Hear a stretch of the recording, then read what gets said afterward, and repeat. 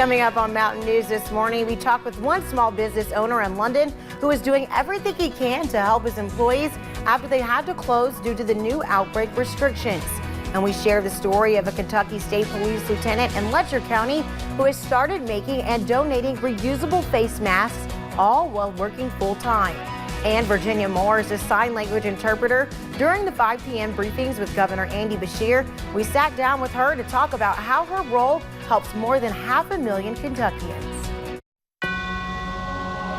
Dedicated to Eastern and Southern Kentucky, this is WYMT Mountain News This Morning.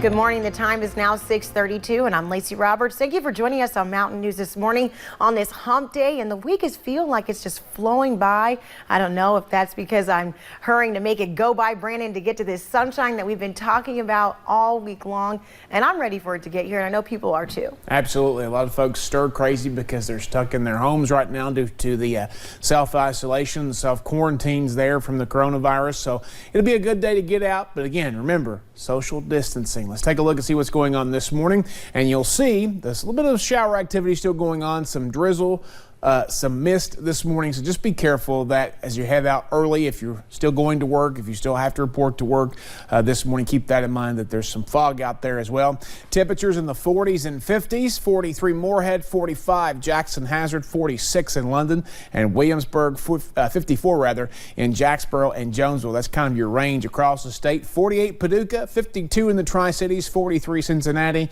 and 50 in Nashville. Headlines for today. Clearing skies, that's the big one. A warming trend is on the way and a brief break from the mess and the muck and all that as sunshine breaks out later today and hangs around through probably the first part of the weekend. We do see some more rain chances though in the forecast. We'll talk about those in a little bit. Lacey. Thank you, Brandon. And across the country, we are seeing a lot of people begin to make face masks in their newfound free time. But for one woman in Letcher County, she is balancing this on top of a full-time job. WYMT's Connor James talked with her about that process. The automated sound of pulling thread hasn't always been familiar here, nor has really any of this process been. This is all new fabric. Jackie Joseph, that is 6 inches by 9 inches. Is a lot of things. I fold 2 of them in half. A mother of 2. And you attach your elastic to it. A Kentucky State Police lieutenant. You'll lay one folded piece on top of that. And lately, a makeshift seamstress. I heard a doctor say that they were basically going to war without any ammunition, and that really hit home. A message that resonated. So she's working to resupply that ammunition shortage seen across the country. Yeah, it's absolutely close to me. So a couple of how-to videos on YouTube later, and here she is. Once people started sharing posts and stuff like that I had made, I started getting messages from all over the nation. So when she's not at her actual job, and then once I get it sold, I'll show you what I end up doing with it. She's at this table, working to do what people have always done in times of turmoil, help, something she's not doing alone. And Friday night, my sewing machine broke. And so he and my son were both quick to act and go find me another sewing machine and get that to me so that I could get back to work. Her husband, a veteran who also works for KSP, watches the kids while she sews away. You know, I think that some nurse somewhere is going to open her package and get a Wonder Woman mask, and if nothing else, it's going to make her happy, and, you know, maybe the patients that they come in contact with. Chronicled in our nation's history, we've always pulled together, no matter the occasion or our own experience. You know, obviously I'm not a seamstress, I just know how to work a sewing machine, so you don't have to have a real talent.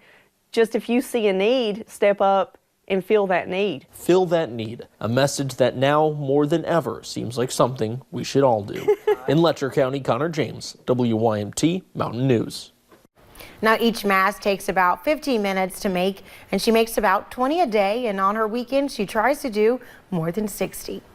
On March 15th, Air Raid in London was one of several small businesses that was forced to close their doors due to the COVID-19 outbreak. And with a large facility and a large staff, they worry about their future. But regardless of growing concerns, Air Raid's employees were still treated like family and intend to pay them for the next 2 weeks at the very least, a move that has not gone unnoticed. fact that they know me, they know my family, I know them, I know their families. They absolutely know how appreciative I am of everything that they do. Air Raid will remain closed until the mandates are lifted, but if you want to support this local business, you can find out how on our website at WYMT.com. And restaurants are also among those of the hardest hit industries impacted by COVID-19. Many have either closed up shop or made adjustments to how people are getting their food. Now health officials in Franklin County are placing even more restrictions on restaurants. They're asking every restaurant to not allow customers inside at all. That includes takeout or pickup orders. Those must be taken outside to customers from restaurant employees themselves.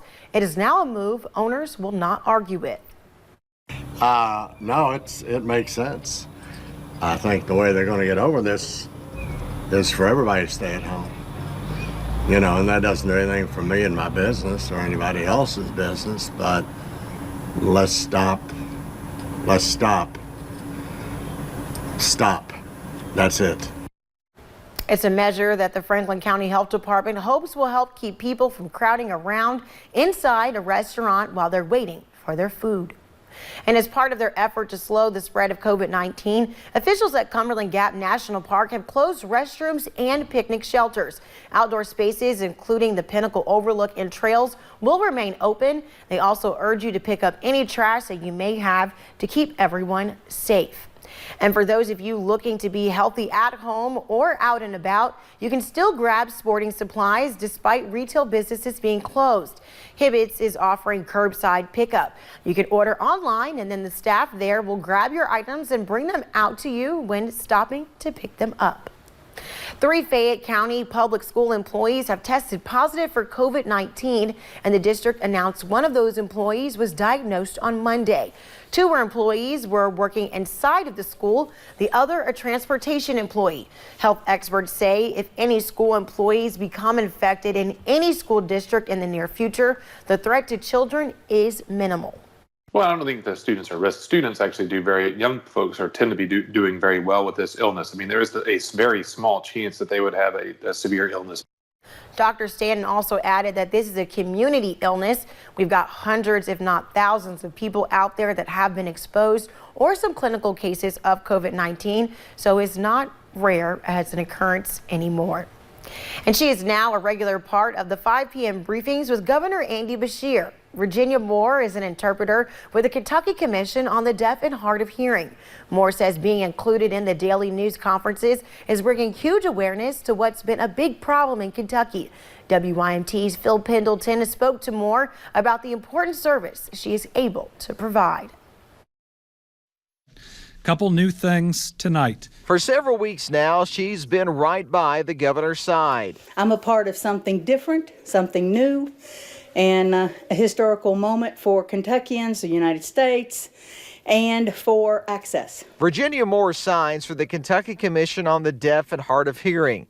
She says in 25 years, this is the first time that she's aware of a Kentucky governor including interpreters in briefings. There's 700,000 deaf and hard of hearing in the state of Kentucky. She hears and then has to sign exactly what the governor says, and she keeps calm even when the news is usually not pleasant. I convey what the governor conveys. I'm only as good as the governor. If he's calm, I'm calm. Moore was recently named a Kentucky colonel. Just a little something to show how much we appreciate her and what she is doing. News of that honor has been just a little bit awkward for Moore, but she says it's all been worth it if it's used to increase awareness. But I will take it in the sense that people need something to feel good about or say, oh, this is great access. She says more interpreters are needed and encourages people to explore careers in signing. In Frankfort, Phil Pendleton, WYMT Mountain News. Now, Moore tells us the only time she almost got emotional during her signing was when the governor announced that he was going to light the mansion green to show compassion for those that died because of the coronavirus.